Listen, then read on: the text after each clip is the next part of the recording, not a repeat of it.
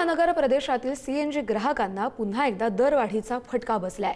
महानगर गॅस लिमिटेडनं सीएनजीच्या किरकोळ विक्री दरात प्रति किलो 2 रुपयांची वाढ केली आहे। त्यामुळे घरगुती पाईपद्वारे पुरवठा होणाऱ्या पीएनजीच्या दरात प्रति एससीएम 50 पैशांची वाढ केली गेली आहे। महानगर गॅसचे नवे दर 29 आणि 30 मेच्या मध्यरात्रीपासूनच लागू झाले असून या दरवाढीनंतर सीएनजीचा दर प्रति किलो 86 रुपये इतका झालाय, तर घरगुती पीएनजीचा दर प्रति एससीएम 52 रुपये इतका झालाय। देशांतर्गत नैसर्गिक वायूचे कमी झालेले वाटप, महागड्या गॅस स्त्रोतांवरील वाढलेलं अवलंबित्व आणि रुपयाच्या घसरणीमुळे गॅस खरेदी खर्चात वाढ झाली आहे। त्यामुळे दरवाढ करावी लागल्याचं कंपनीने स्पष्ट केलं आहे। पेट्रोल डिझेलच्या किमतीने अगोदरच मुंबईकर हैराण झालेले आहेत आणि आता पुन्हा एकदा मुंबईकरांना मोठा फटका सहन करावा लागणार आहे। तो म्हणजे आजपासून पुन्हा एकदा सीएनजीच्या दरात 2 रुपयाने वाढ झालेली आहे।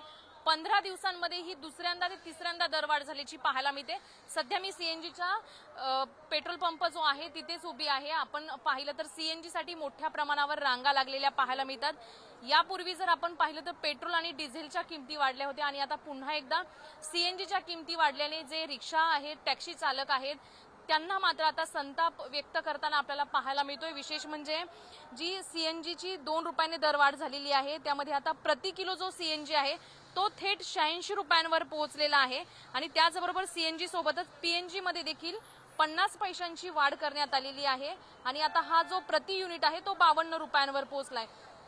त्यामुळे ही जी दरवाढ झालेली आहे त्यामुळे रिक्षा, टॅक्सी असेल किंवा खासगी वाहन चालक आहेत त्यांचं बजेट आता कोलमडणार आहे। दादा, सीएनजी आज पुन्हा एकदा 2 रुपयाने वाढलाय, कसं पाहताय? मॅडम, आता गाडी चालवणं म्हणजे मुश्किल झालेलं आहे, जगणंच आम्हाला मुश्किल झालेलं आहे। 2 रुपये प्रत्येक दिवशी 2 रुपये वाढते, पेट्रोलचे भाव 2 रुपयाने वाढतात। राहणं असं आमची मुलं बाळं कशी जगणार हे आम्हाला आता विचार पडायला लागला। असं वाटतं की आत्महत्या करावं, जसे शेतकरी करत होते आत्महत्या तसा आमचा बी प्रसंग येणार आहे। दादा, सीएनजी भरायला आले 2 रुपये आता तुमच्याकडून जास्त आकारले जाणार आहेत। मॅडम, रेट वाढत चालले सारखे आम्हाला खूप त्रास व्हायला लागलाय।